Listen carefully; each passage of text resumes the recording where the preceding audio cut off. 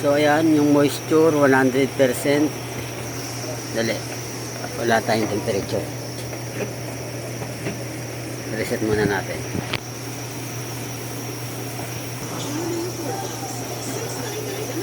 So yung temperature 29, yung humidity 72, yung moist 100% kasi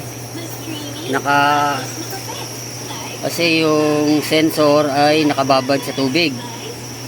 Kaya moisture is 100. Yung pump naka-off. Pagka yung tubig ay halimbawa natuyo na, hindi na inaabot yung sensor, yan, naandar yung pump. Ayan o. Pagpa-pump on, ayan, pump on, moisture mo naging 60 na lang. Tapos yung motor mo mandar, ayan, napuno na yung tubig dito. So ayan, under yung pump. Naka-pump on, 23% na lang yung kan mo. Pag itong water level na to maabot sa tubig, halimbawa inabot na ng tubig, no, yan, into na yung pump po. Tapos ang moisture mo magiging 100, yung pump mo magiging off kasi yung sensor mo inabot na ng tubig.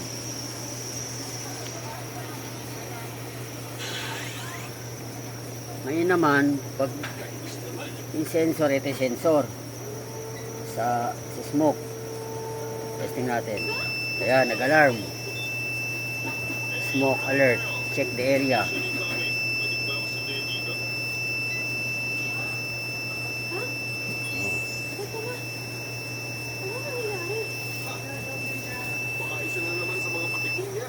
Ayun, wala na kasi wala na yung usok eh. So yun yung sensor sa smoke.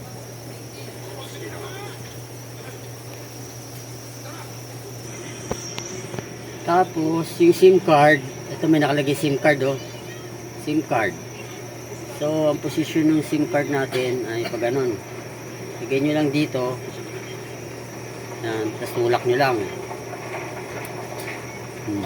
Yan, okay na yun. SIM card, nakaganyan, ganyan ang posisyon. Pag i-release naman, ganun din. Press nyo lang, tanggalin nyo. Okay?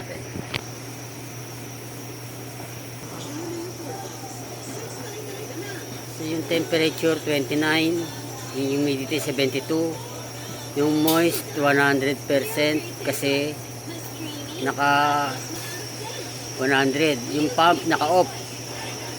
Yung sensor, ito yung sensor sa smoke. Testing natin. Ayan, nag-alarm, smoke alert, check the area.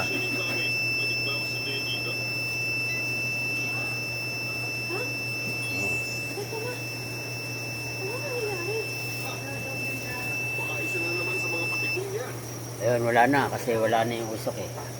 So yun yung sensor sa smoke.